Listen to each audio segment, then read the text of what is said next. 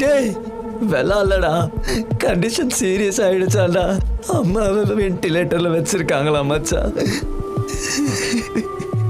ஏய், நம்ம எல்லாம் வரும்போது நல்லா தான் இருந்தாங்க. எனக்கு அப்படி எதுவும் கால் எதுவும் வரலையாடா? உங்களுக்கு எதாவது வந்ததாடா? இல்ல மச்சான், டாக்டர் கொஞ்ச நாளைக்கு முன்னாடி கால் பண்ணாங்க மச்சான். அம்மாவுக்கு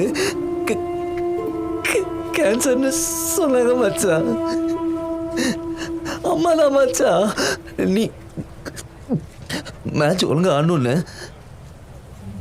சொல்ல வேளான்னு சொன்னாங்க மச்சான். நான் மன்னிச்சிடுறேன் மச்சான். கேன்சரா?